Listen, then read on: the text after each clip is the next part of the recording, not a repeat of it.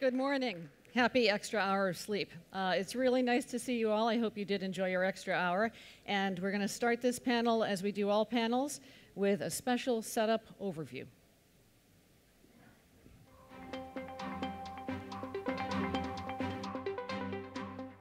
From oil and gas exploration to booming renewable energy installations models, cutting-edge the four Atlantic continents are turning to the energy sector to drive their economic development. The goal of accessing secure, affordable, and sustainable energy is driving innovation in Africa.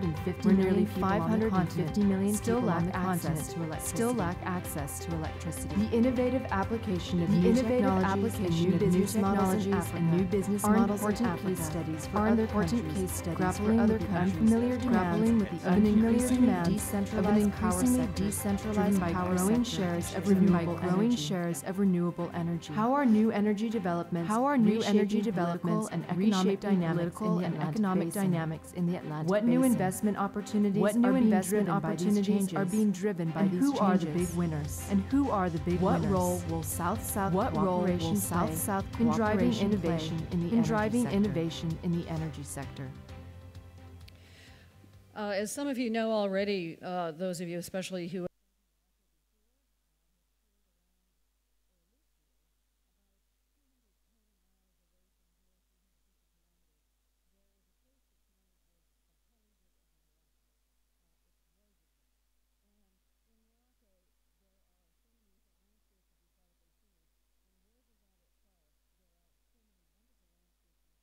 place that a lot of movies are shot there. So you might see Sarah Jessica Parker, you might see the director Ridley Scott at any particular period of time. But there is also a different kind of luminescence coming from Ouarzazate, as some of you might know. Did I hear any back there? Basically, if you take the highway from Ouarzazate heading north and take a left-hand turn at the light, you come to an enormous solar facility. This solar facility is basically coming online and is going to be a total game changer there. It is called the Noor Ouarzazate Solar Complex, and it represents Morocco's enormous stake in green energy. I don't know if you've been there, but after you get off the main highway, as you tour around, it is a fairly barren landscape. There doesn't seem to be much there. It's incredibly boring, unlike those who are in the limelight in Hollywood. But I have a feeling that this solar plant will have an even greater impact and lifeline than somebody like Sarah Jessica Parker or Ridley Scott. No offense intended. So the way this is working right now today is we want to talk about innovation that's happened in renewables. It is a hugely important period for us to gather here, as you know, and I want to get an overview on it from our panelists, but also from Tessa Paganini, who's with German Marshall Fund, who has been so important in briefing all of us about what's going on in the wider landscape. Some of you are energy specialists, some of you are not. And Tessa, if you're out there, Tessa, raise your, oh, there you are right there, thank you. Raise your hand. So if you can tell us broadly what's happening, because we are gathered at a really exciting, maybe unnerving and pivotal time. Can we have Tessa's mic? So as we heard in the introduction, it's been quite an interesting few years for the sector, a very dynamic sector. We've seen in the United States projections going from being a net importer of natural gas to being a net exporter. We've seen huge reforms happening in the sector in Mexico, other countries in Latin America. Africa has seen major investments in connecting new users to the grid.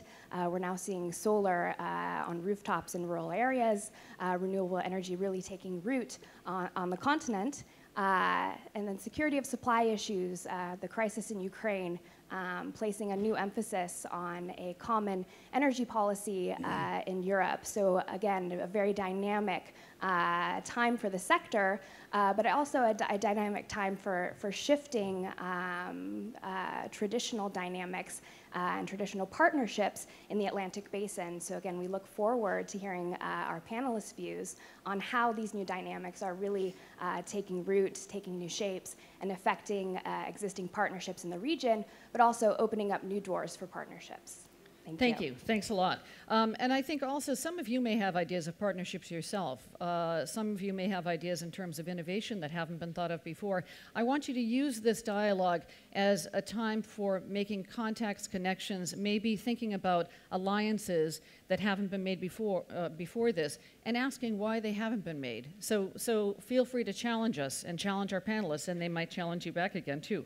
Let me introduce our panelists. Immediately to my left is Amina Benkhadra, who is Managing Director of the National Office for Hydrocarbons and Mining in Morocco. She has an extensive 30-year background in mining interests and also developing the strategy, energy strategy for Morocco. Sitting to her left is the Honorable Reinhard Butikofer, member of the European Parliament. He will be talking about issues green, like part of his tie. And to his left also is Jefferson Edwards, General Manager of Global Gas and the LNG Market Development for Royal Dutch Shell. Nice of you to join us. A Nashville man who can talk all about country music when the panel is over. And then to his left, Dr. Jerson Kelman, who's president of Grupo Light South America. Thank you. So we have an awful lot to talk about and want to hear from you as well. If you can please get out your AD Connect. We've got a couple of questions for you to start off. When you get out AD Connect, go to the tag cloud. And as you're doing that, what I would really love to ask you is whether renewables can save the planet and bring world peace and cure the common cold and get rid of the mosquitoes around here at night. Given that I won't waste your time with that, we do want to talk about the pluses and minuses of renewables. And I've got two questions for you. For the first one, and as you know, with the technology, we have to limit your answer to one word. What is the biggest obstacle to the spread of green energy? The biggest obstacle. I know it's going to be hard to do in one word. You guys can also give me your one word when everybody else does.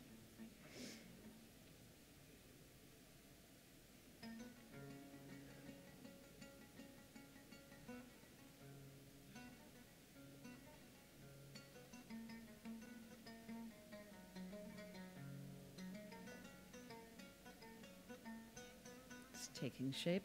33 seconds left.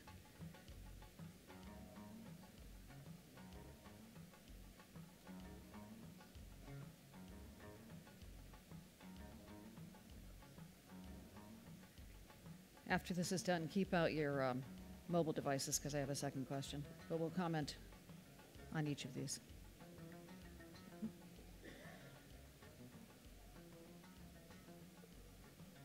5, 4, 3, 2, 1. Anybody surprised by the emergence of those particular areas of emphasis, education, government, money being the top? Why don't you start, Reinhard?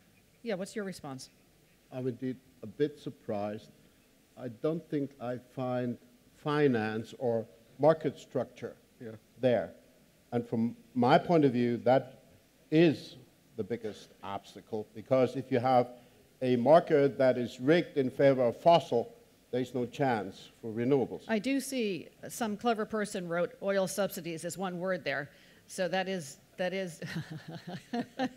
that is clever, and it does a little bit address what you're saying, but what do you think? Any other? The same is the cost of renewables that is competing with fuel. So the cost is the major issue, I would say. Okay, we're going to talk more about that. Amina? I think that the level of subsidies to conventional energy is still important, and it can be a factor of developing renewable energy in the future. Good. Yeah. Jeff? I think one issue that's critical, and it's not just about renewables or other forms of low-carbon energies, including natural gas, is a functioning system to develop a carbon price, either at a national or regional or international Can you, level. for those who are not in your field, can you just very briefly explain what that is when you talk about developing a carbon price? Right. This is really brief. Very brief. All forms of energy, except for photovoltaics and wind, although they do have full cycle costs. When you generate or combust, it releases carbon dioxide. Today, there have been attempts to create markets or to generate a price for carbon. But in Europe today, I checked, I think it's €6 on Friday was the closing price. So really, there's not out there in the world an appreciation, actually a market-based appreciation of what the cost to society of carbon emissions are. And what's that having a knock-on effect on? Is that an issue of competitiveness of non-renewables? What we're seeing is actually a continued strong penetration of low cost and I would say less efficient coal-based generation technologies in the power sector, which are continuing not only in the Atlantic Basin, but in China, India, and actually in recent years in Europe itself. Coal-fired generation has been going up, whereas natural gas-fired generation has been going down. And renewables are increasing. Yes. But they're offsetting some of the benefits of it. What are, Amina, maybe you can address this. Just remind us what the cost efficiency is going from legacy fuels to renewables. Right now, the prices are like this. You have first coal and nuclear energy as the best competitive price. Then you have the wind energy, onshore wind energy and hydro energy. Wind and hydro come right after. And then solar is the less developed in the market. Yet here we're seeing... But we have seen since 2008, 60% decrease in the solar photovoltaic per megawatt. So it's a good factor for the development in the future. Say but that it's part still again a about little high. photovoltaics. Say that again. 60%. 60% of the cost for photovoltaic panel per megawatt of decrease. I would somewhat challenge the numbers for nuclear as compared to wind, for instance. Mostly those figures don't represent direct or indirect subsidies. And if you, for instance, look at the cost of new nuclear plants from the Czech Republic, for instance, I know the numbers, they would need a price of above 13 euro cent per kilowatt hour, and they can't find financing in the market because there's much cheaper wind energy from Germany and other places. So, of course, if you have a nuclear facility that's been written off, that's cost competitive, no doubt about that. But even there is a hidden cost, like for the waste, the nuclear waste, that doesn't figure in those numbers. Yeah. Exactly. The other thing I might add is actually natural gas, which wasn't mentioned. A combined cycle natural gas turbine comes in under, at current costs, photovoltaics and wind today. Yes. Yeah, you see, it's very difficult to rank these costs because, for example, hydropower is very site-specific. In Brazil, the most competitive source of energy is hydro, for electric energy. In Africa, sub-Saharan Africa, let's say 7% of the potential has been developed, compared to the US or Europe, that all economically feasible potential has already been developed. So if I was in Africa, the first thing that I would think for meeting the electricity demand from, say, 70% of the people that don't have access to electricity, the first thing would be hydropower. It's renewable, it's site-specific, it creates jobs, and it complements the other new renewables, like wind power and sun power, that are intermittent. And rather than having batteries and things like that, you can store energy in the form of water in the reservoirs. All of these, of course, come at a cost, and it's not just a cost in terms of dollars and cents, but also in terms of human lives. I know there are some of you in the audience who are working on that right now, and I'd like to hear from you. But first, what I'd like to do is ask the second AD Connect question, which is, on the positive side, what do you think, even for the layperson, is the greatest promise that renewables hold? Sorry, it has to be one word, or two smushed together. The greatest promise that renewables hold.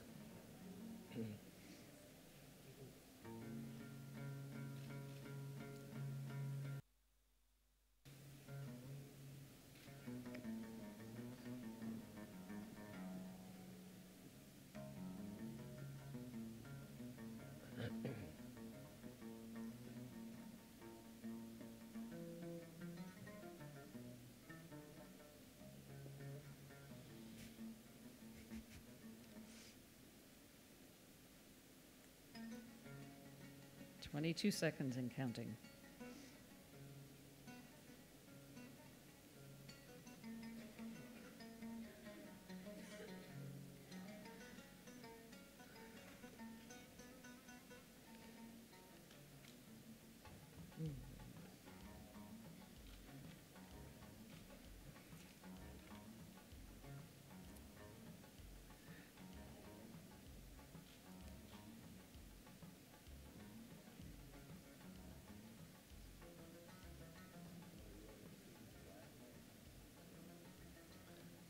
Okay, done. None.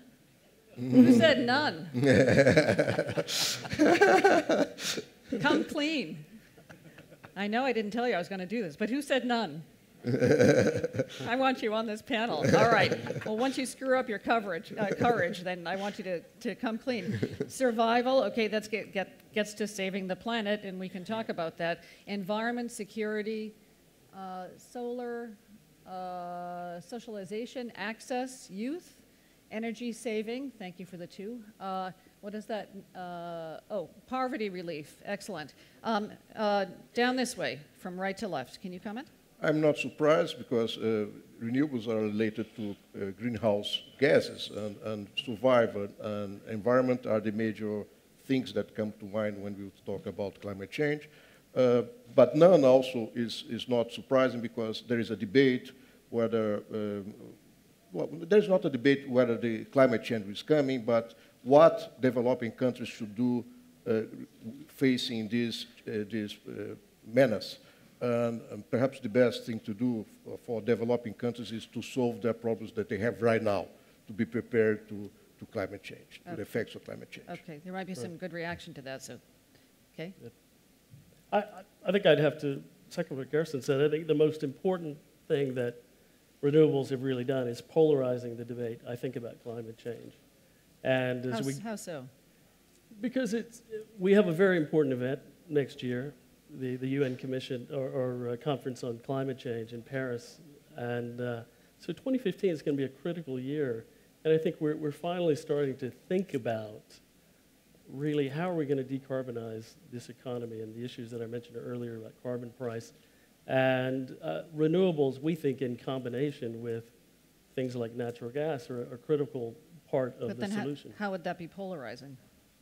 Because I think we can now feel as though with a combination of different fuels, we can actually reach some of our agendas if we can achieve, I'd say, a reasonable price of carbon in the environment, if we can start to move away from coal in some of the key developing markets, and start that transition, as Germany and other countries have, towards a cleaner, greener economy. Reinhard, before I move on to you, what has Shell done in terms of moving away from coal and oil and toward, if you say that renewables have to act hand in hand with fossil fuel generation? Right. What would you, and you can even give numbers on the investment.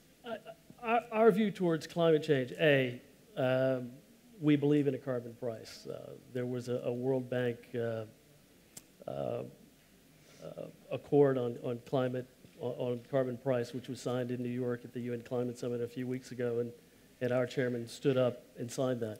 Every project we look at globally, we put a $40 per ton price of carbon on that project. What's interesting is we as an oil company put a price of carbon in, but if you talk to many IFIs and banks and insurance companies, they don't put a price of carbon in. And what's the problem with that? The problem is we're looking at investments, and we are taking into account the fact that we need to be thinking long-term. These are 30-year investments, 40-year investments, about the price in carbon and the impact. So we can't make the investment unless it is sustainable with the carbon price. And yet other investors, particularly if they're looking at, say, financing a coal-fired power project, which will be around for 30 years, they don't put a price of carbon in there. We think that's important. The other thing is we're investing very heavily in carbon capture and sequestration. So the only technology that actually takes the carbon out and gets rid of it is carbon capture and sequestration. And we've got a project which is under construction in Canada, and then we're currently in FEED or doing the engineering studies on the first natural gas-based carbon capture and sequestration project in Scotland. So, and all that technology, it's not whiz-bang technology. We have it today, but what you need is a carbon price that allows natural gas projects and even coal to be able to capture the carbon and sequester it in a sustainable way. Final point on that. Can you narrow down to a percentage point, the percentage of the Shell portfolio that is invested in renewables? In renewables, a lot of our effort, we have renewables businesses in North America in wind. In Japan, we actually have a joint venture in photovoltaics. And then in Brazil, we're investing very heavily in biofuels that importantly don't interdict into the food cycle. Can you give a number to that? I don't have it to hand, I'm sorry. Okay. Reinhard? I would argue that renewable energies could serve as a bridge between two erstwhile contradictory imperatives that we're facing. On one hand, the development imperative, and on the other hand, to avoid runaway climate change. With fossil energies, we could foster development, but at a very high environmental cost. On the other hand, I think it would be utterly illusionary to think that we could stop the need of developing economies to progress. So if we cannot come up with an energy solution that helps development but avoids dangerous climate change or helps avoiding that, then we're stuck. So you're saying And that you I think renewables, together with efficiency technologies, are exactly the solution to that really important strategic issue. And working toward, you said as a bridge, 100% renewables? Well, look, I mean, depends on where you start. I think for some of the more technologically advanced economies, like take a small country in Europe like Denmark, there's official governmental policy in that country that by 2050 they will be 100% renewable. And I think all the studies that are out there show that they can do it.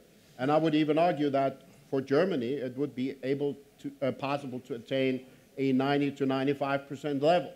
Of course, for China or for Poland, a country which is almost exclusively using coal at this moment, you would probably come to different numbers. But the strategic direction is going towards that, yes. Okay, this might be actually a good learning point on this. Why would a place like Poland, I mean, some of the reasons are obvious, but why would Poland be still so invested right now in coal? And then moving to you, Amina, after Reinhard answers, why would a place like Morocco, which is still invested in fossil fuels, invest so much in this solar energy plant and wind energy, but so the solar one that we mentioned in Ouarzazate? What makes the difference in that kind of a calculation? I think I have a relatively surprising answer there. I don't think it's for technical reasons. Basically, it's, again, the market structure. Poland is controlled by a monopolistic energy supply structure where basically one company controls the market and they don't allow new developments. We had a similar situation in Germany, and through very ingenious legislation, the so-called feed-in tariff, we succeeded in creating a whole new entrepreneurial class from the citizens. Citizens took their savings to the local savings banks, got a credit, invested in renewables, and made this industry big. Okay, this would be an interesting point for those of you, especially from areas that are emerging countries, to what extent that could be, that kind of action could be borrowed. So that's a point to the audience if anybody wants to comment on that. Amina, why is Morocco investing so much in solar? Especially if it's at the bottom of the ladder, the rung in terms of energy competitiveness, cost. First of all, Morocco has a total dependency of its energy consumption and energy imports of nearly 95%. We have also, at the highest level, a voluntary vision of sustainable development, and Morocco has a high potential of solar and wind energy. And it has developed, on the last 40 years, its hydropower energy. So with this combined, we have seen that, that the renewable energy is critical for us because it gives us several challenges. First of all, to develop our renewable energy.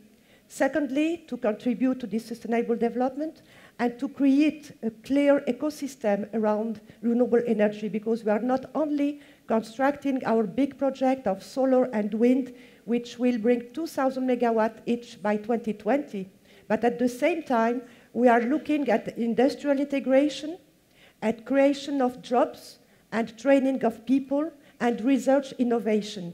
And that's opened the path to Morocco to be a country which will be leader in renewable energy in the Southern Atlantic and also in developing and emerging countries. And I think that with this policy since 2009, Morocco is considered right now as a model in African area, in Mediterranean area, and in the Atlantic basins. And all the institutional financing and big institutions are recognizing this role to Morocco, and I think that's a model that can be developed in the southern countries and especially in Africa, where we know that there is a poverty of energy, where the electrification is only 26%, and we can develop renewable energy locally in local solutions in the remote area, but also by big plants in other where we can contribute to the development of energy in those areas of the world.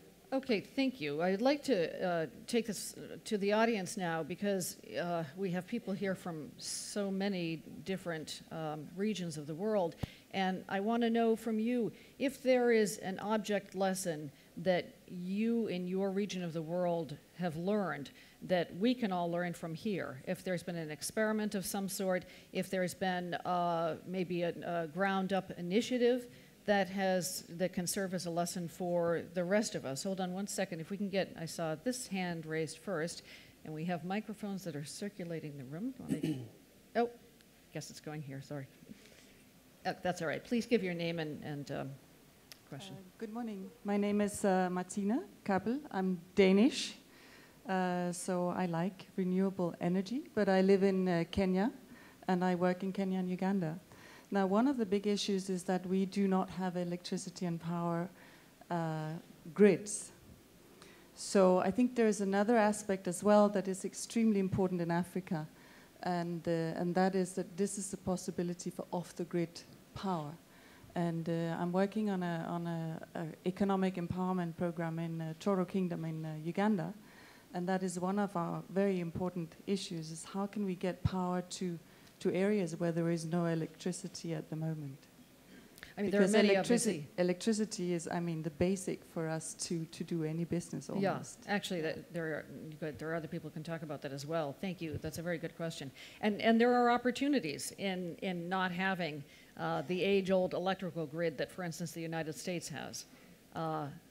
And not having a solid grid at all. Sure, Reinhard, why don't you? As far as I know, yeah. At this moment, standalone solar is already cost competitive as compared to diesel, for instance. So it's, even economically, it's the better solution. Yeah. Okay, yes. Well, let me just comment that you don't have electricity in rural areas and then solar is a solution, but you need a grid. No, you don't have electricity in the cities. So the traditional electricity industry has to be implemented in Africa. And right now, Chinese companies and Brazilian companies and others are building hydropower plants. This is part of the challenge, part of the task. The other part is not yet stalled, which is the legal framework and regulatory framework that these companies, beyond just constructing the infrastructure, they come here to provide a service, to get concessions and do all this. But Lisa, if you allow me, I would like to just say something related to the last issue, which is renewables. In Brazil, we are very proud that we are one of the leading countries on renewables in energy, and due to two reasons. First, electricity is mostly produced by water, by hydropower, and hydropower allows us to have very cheap wind power, much cheaper than in Europe, for example. And why is that? Because in Europe, if you build a wind power capability, you have to have something that is a backup, like coal, for example, in Germany. In our case, since we have water in the reservoirs, if the wind is blowing, we close the gates, and if the wind is not blowing, the other way around. So we store energy in the forms of water in the reservoirs. The other part of the equation, why we're more than 40% renewables, not 100% like Denmark wants, but now more than 40%, is because we use ethanol, we blend ethanol to the gasoline that run our cars. And we have been doing this since the 70s. And it's difficult to understand why in the north, this simple thing, which is to blend ethanol to gasoline, is not taken as one first step to decrease the emissions of greenhouse gases. Mm-hmm. Okay, thank you. Question over here. Patrick Worms, World Agroforestry Center. The most renewable continent on the planet, the one that has the most use of renewable energy, is Africa. The form that renewable energy takes is biomass, fuel wood, charcoal. That is the source of energy that 80% of Africa's population depends on today. We all know in this room the downsides of that form of energy. It's polluting, smoke causes respiratory diseases, and it's not particularly efficient in the way it's being used. But it is what's there now, and the reason why it's there is because it's renewable, because people can get it very, very cheaply in their immediate environments. It requires little infrastructure and it requires little capital. I'd like the panel to address the question of how we can help that existing energy resource become more sustainable and become more effective to help Africa begin the journey out of its energy poverty trap in which it is today and get to the stage where in 10, 15, 20 years' time it will have the financial resources to do the large-scale investments in the more technologically advanced renewable systems like PV, like hydro, and like solar. Thank you. Who'd like to take that? Well, sure. Well, Jerson. 30 years ago, we were exactly in this situation. The largest source of energy that we had was wood. You're talking about Brazil, yeah, of course. Yeah, in Brazil, I'm sorry. The recipe that we took was investment in infrastructure, hydropower, transmission grid, distribution of electricity. People need electricity not only to live a better life, but also to be more productive. So I don't see any possibility that Africa can develop and catch the gap without electricity. And this means investment, infrastructure, legal framework, a regulatory framework. Thank you. Any other comments on that? Yes. But a little bit of context, today we've got about 7 billion people on the planet. The UN says 2015 we'll have 9 billion people. So we're going to add 2 billion people globally.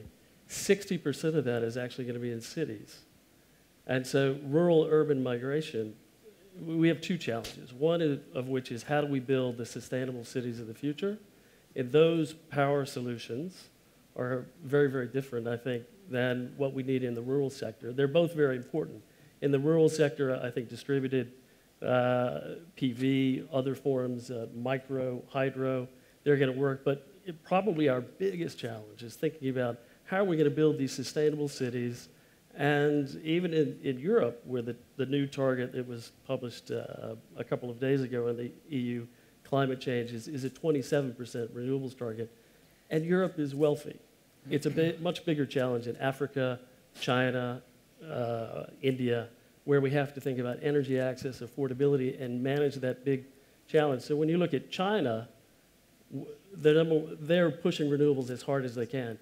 But it's really an and. So they're trying to decarbonize by bringing natural gas in, because natural gas is 50% less CO2 than coal, and coal demand is going down in China finally. Maybe we're going to see peak coal by 2020 in China. But in the developing world, you've got to have all these solutions, and you've got to be working them all. There's not a silver bullet. Reinhard? Well, I'd like to tackle Patrick's question from a different angle. I think what would be extremely promising if we could come up with a cogent narrative that combines African tradition with an energy future that would be sustainable. And I think the bottom line could be, let's use what we have. Now, traditionally, people have been using wood in a not very effective way, and it has all the downsides that you mentioned. But we could still bank on that heritage and say, look, we have not only the wood, we also have the wind, we also have the solar. So let's use what we have, and let's not, first of all, get dependent on imported fossil energy sources. I think that could be a story that people could catch on to. As regards your argument that it should be all of the above, I mean, I know this is Obama's bottom line. I don't agree with that. And I mean, you're Shell's gas man, and as a Shell person, you might want to support that argument. As a gas person, you shouldn't, because I see that gas has much more potential, provided there's a justified carbon price, as you argued earlier, has much more potential of being a partner to an energy transition towards efficiency and towards renewables than coal. So I would really advocate strategies that cut down on the most environmentally harmful forms of fossil, first of all, and not go into nuclear. No, we would completely agree. We think at a new climate economy report that came out recently, which was chaired by Felipe Calderon, said the number one issue is taking coal out of the power sector if we want to achieve our global agenda on climate change. So we would agree, and we think natural gas is an important part of that solution. Okay. I want to turn now to Sergei Ouattara, who's from Burkina Faso, and he is the head of the new EU African Chamber of Commerce. I had a chance to talk to him. Actually, I'll tell the story that you told me, that you were at a meeting in Burkina Faso to try and encourage business development there, and you had an assistant who was doing a lot of work for you. The assistant, after a period of 4 hours, could not get anything done because the power was out. Big challenge when you're trying to attract business. Give us your perspective on what's going on. Yes, thank you. Well, so indeed, energy access is a challenge, especially for the African private sector. And what has been mentioned previously, from a community perspective, we have people, and when we encourage the use of renewable energy, the reaction we have is it is costly. It's expensive to use renewable energy. It's easier to use wood or coal. But from our perspective, what we have identified locally, there is an opportunity to face this. There is an opportunity in terms of entrepreneurship. Entrepreneurship in renewable energy, encouraging young professionals locally and the private sector to invest and start small activities. But there is a stumbling block. It's the subsidies that are provided for fossil energy. At the end of the day, those businesses find hard to be profitable. So there is a real need for an action on that point, but as well for new financial instrument in order to support those entrepreneurship activities that can at the same time face the energy access challenge, but at the same time create job and economic activities locally. How much of a problem is it right now? I mean, as we've been hearing, Africa is so enormously rich in resources. It's young enough in that field that it can develop on its own and not necessarily use models that happened elsewhere. It seems to me that the rush is on, but this is a slow-moving process for a country that's or a continent that's underdeveloped. So what's the takeaway for you as somebody who's trying to encourage business and investment there? Well, actually, you know, there are different actors that are active in this field. Of course, we talk about private sector, but also leaders, political leaders, and government plays an important role.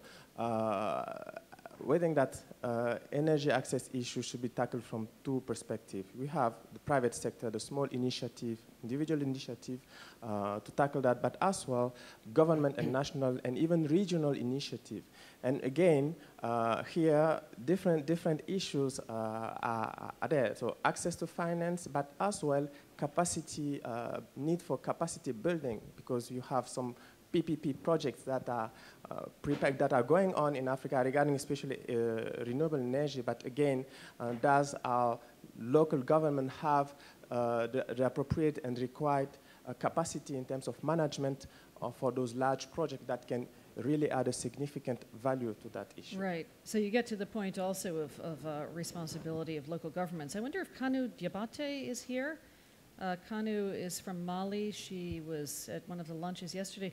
She actually went through the entire litany of problems that happen from the investment perspective, what people who are investing have to face, from the drug trade in the middle of the desert in a place like Mali, down to protecting local girls who are carried off into marriage by mining interests. And who is responsible? This was the issue. Who's responsible for ensuring that kind of security and making a country, an underdeveloped country, not risk-free, but less risky for developers? Could you? Thank you. Saïd Moulin from the Renewable Energy and Energy Efficiency Agency here in Morocco. I'm glad that you mentioned Ouarzazate. Ouarzazate is the big power plant. Of course, if you have time to visit, it's a huge 500 hectares of mirrors that today are installed. But one innovation is that we have 3 hours of storage. So at night, after the sunset, power will still continue for 3 hours. So it's very important to have this also as answer to the intermittency of renewables. Natural gas can play a role very important because combined cycle gas power plants are more flexible. So they can be like hydropower, one solution for intermittency. But I would like to mention 2 points that we mentioned. It's one, small renewables. One case in Morocco that we are pushing now farmers to use solar pumps instead of diesel pumps. Thanks to the decrease of the price of PV, thanks to the decrease of subsidies to diesel here in Morocco, now they have a payback return of 4 years. Are these small farmers? All big and small farmers. One thing is very important because today we have more than 3,000 pumps already installed, mainly for big farmers, and we are now having loans for small farmers with the Crédit Agricole. It's a bank here in Morocco for farmers that can finance such things. It's very important, but we had to training. We need also to sensibilize farmers, but the impact is quite important socially, environmentally, and economically. And economically. Last point, very, very quick. It's at the same time as we have a policy for renewable energy, we need to have an energy efficiency policy, strong energy efficiency policy. If we want households to use solar PV, it will be much, much easier if they use efficient lamps, if they use also all the more efficient energetic products. Thank you. Thank you. Is JJ Messner here? JJ, hi. Do you mind standing up? JJ, I heard speaking the other day as well, and he is with the Fund for Peace in Washington, D.C. A question that I had for you, and I still have, and I'd love to hear the panelists' take on this. We hear about obviously the downsides, including of hydroelectric power and the displacement of large populations. We hear about the pollution. We hear about corruption. Are renewables any less susceptible to those evils than legacy fuels? Yeah, I think that there's plenty to be excited about from an environmental point of view with the potential of renewable energy, but I think we're kidding ourselves if we think that it's going to be entirely clean. I mean, there's a lot of aspects of renewable energy, it's just like many industries and just like the oil and mining industries. They're going to face similar challenges. So, things like revenue transparency and corruption, land rights like free, prior and informed consent, security and human rights, community relations, those sorts of things aren't going to go away. And I think that we do need to have a focus on some of those challenges. Then it's as much as it can be a promising story, it's not entirely 100% promising. Give us, you are on the ground. You're talking to interests right now about respecting human rights. You may approach it from different angles. How would you approach it maybe in the future? with renewables? Yeah, well, I think with the oil and mining industries, for example, there has actually been an incredibly significant amount of progress on many of these issues in the last 10 to 15 years. If you look at things like, for example, the International Finance Corporation's performance standards, really good on some of those sorts of issues. So what my suggestion would be is, first of all, for renewable energy to really look at some of those lessons learned by the traditional extractive industries, and also look to see what sort of advice the traditional extractive industries are giving to renewables on those issues. What kind of, and maybe you don't want to answer this, thank you very much, JJ. How about advice that comes from local communities, local input? I don't want to say top down or bottoms up, but yes, can you speak to that? I'm not speaking to that, but I'll raise another point. Clinton Erling, I'm from Guyana. Just to put in context, my country, 80% of the land mass is forested. Energy and the high cost of fossil fuel is the #1 constraint or barrier to our country's competitiveness. Our president adopted a model called the low-carbon development strategy. It's basically a cash for carbon scheme or initiative where our country preserves the majority of our forests for cash or revenues from the developed world. And he went around to all the international forums and he pitched this idea to all the international governments, all the rich developed countries. What he received, or what the country received in return, we got a deal from Norway for $250 million over 5 years. $250 million over 5 years in comparison to the mining or the forest industry, we can make that in 2 or 3 months. The expectations going into that initiative was that the government would have been able to raise somewhere around at least $1 billion and to use the income generated from that and put it into renewable resources like a hydropower plant, which won't cost $250 million. It's more, at least basic, at least $1 billion. My question to the panelists would be, do you think there's enough political will at the international level, especially from the developed countries, who are the largest polluters and emitters? Do you think there's enough political will from them to address the environmental concerns that the planet faces? Well, I think that the answer is no. We have a similar situation with, say, the Amazon forest. We decrease enormously the deforestation of the Amazon forest, and this is done essentially with our own resources. This externality, this positive externality of having forest is not recognized, with the exception of the Norway that we also received a grant. And the commitment to get some kind of alliance between this north and south in terms of these opportunities I mentioned before, to be very simple to mix, to blend ethanol to gasoline, and this is not done in the north mostly. So I'm not optimistic. Other responses? Yes. Well, I cannot but support this indictment of selfishness against the developed countries that you just have presented. One of the original slogans of the global green movement was, think globally, act locally. In this case, it was just the inverse. Think parochially, miss global opportunities.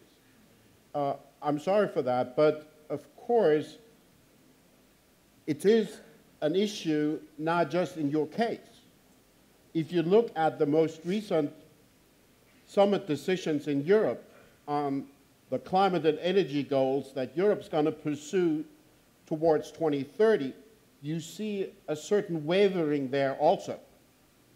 And I think one dominating issue is that under economic strain and without a good carbon price, a reliable carbon pricing, a lot of people tend to forget their better insights under short-termism kind of arguments. Okay, Reinhard, thank you. I'm going to stop you right there. I want to get to Amina, and I got the countdown. We're going to have to wrap it up. Is that okay? Yes, thank you. Amina? I think there is still big constraints to this common endowment to sustainable development, renewable energy, and contributing to climate change evolution. And the main important thing is to see that there are also a big boom of oil and gas supply in the world, and especially in the developing countries and in our area of Africa Rim and in South America. And this is bringing more competition between renewable energy and conventional oil and gas. But the matter of fact is that countries in the South have to be voluntary in these choices to develop their renewable energy locally, because we can have off-grid solutions that are right now very competitive with the fuel diesel that is their best competitor in the off-grid, and also to organize their regulatory framework and environmental development. So the countries, the states have to decide upon the choice of renewable energy, since there are a lot of reserves in the south, but at the same time, they have also big reserves of oil and gas, and I think that the future is always a combination between renewable energy and conventional energy. I want to acknowledge some of the questions that we've been getting online. What about emissions produced by air traffic and maritime activities, especially since most of us are adding to the air traffic now, meaning during this conference or afterwards? Energy access in rural areas can attract investment and help develop value chains in agribusiness. This can reduce crowding in cities and increase socioeconomic empowerment. What is the potential of off-grid renewables in Africa? There was an earlier question as well, with the United States becoming more energy self-sufficient. As an American, I'm surprised to even be saying that. What is the knock-on effect, including in terms of foreign policy? I'm kind of partial to that last question. I don't know if any of you want to go for it or address any of these. Yep. And briefly, because we're coming toward the end. Yep. If I might, there's actually a bridge between the two. You know, the new technologies that have emerged in the United States, which have unleashed a lot of natural gas, are also driving technical innovation. So, and it gets to actually to the road transport and maritime transport, because we're actually seeing natural gas really starting to penetrate into both road and maritime. And so what we're doing today is starting to back out liquid fuels and others by taking cleaner, less carbon intense, liquefied natural gas typically into trucking, into coastal maritime. In China, there's about 125,000 LNG-fueled heavy-duty trucks in China today using LNG. That's emerging in North America. And so the wealth of resource that's coming out of the United States is driving technical innovation, and that is displacing some of those fuels, and we think that that's a great opportunity to lower carbon intensity. Is it displacing the move toward renewables that traditional energy, if you want to call LNG that, is the price is going down? Reinhard, what's the knock-on effect for renewables? Well, again, that depends on the market conditions. I think it could happen. So, for instance, for South Africa, there are competing predictions. According to one estimate, South Africa by 2050 could have 50% renewables. By another estimate, it could have less than 40 plus 25 plus % shale. I think that depends on political decisions and on structuring the market. But I would like to pick up on the first question up there, because Europe has a very painful experience there. We tried to jump ahead of everybody by putting a price on air traffic emissions. Then we were defeated by the grandest of possible coalitions between the US and China and Russia and India and everybody else. So I would answer to that question with another question. Could this be conceivably a topic for transatlantic cooperation in the wider Atlantic Basin, that we tackle these issues together? I want to get a final comment from each of you. the idea, I want to plant the idea of this paradigm change, as huge as it is, as changing foreign policy globally. And I don't think we're going to have time to even delve into that, but I don't want to leave it untouched. Final thought from all of you. What has happened in the past, say, 2-3 years that you are, in your own interest, most excited about? And then leave us with a final thought on where we should be looking for the next 3 to 5 years, 5 to 10 years. Things seem to be moving so quickly. Would you like to start? Well, Lisa, when you asked the question about the new renewables, and if there were also problems, nasty problems, like with hydropower, we said, well, resettlement issues and environmental consequences. It seems that we are saying that energy development should be done in new ways that were not adopted 50, 60, 70 years ago in the North. And I think that this is a mistake. We, countries in the South, we should follow the same route, which is to develop our natural resources, hydro if you have, or anything else, and in large scale. Not this, the idea that small is beautiful is a nice idea, but not always. The productivity of large systems is something to be considered. And final thought is that the problem with, say, large hydro is that the losers are very well known, are the people that are there, or is an environment, you can locate them, you know who they are, and usually they are very vocal, and they have a right to be. They have all the right to be compensated. Now, the winners are spread all over the territory, and they don't know about this. And we have to refine our democratic process in such a way that the interests of the large majority is also taken into consideration when we discuss these issues. So, final thought is that we should learn from the North what was done 60 years ago, of course, with new concepts about environmental protection, but not abandon everything that was done there that led to prosperity. Thank you, and thank you for mentioning the partnerships as well. Jeff, we're going to have to make this very, we don't have time for any more. We have 2 people who have to add to our carbon footprint by catching flights right now. Let me thank you all, and I'm so sorry that we don't have time for any more. But Amina, Reinhard, Jeff, and Jerson, thank you very much, and thanks to everybody in the audience. Very much appreciate it. And Lisa, our thanks to you for really this terrific discussion, and thanks to all of you.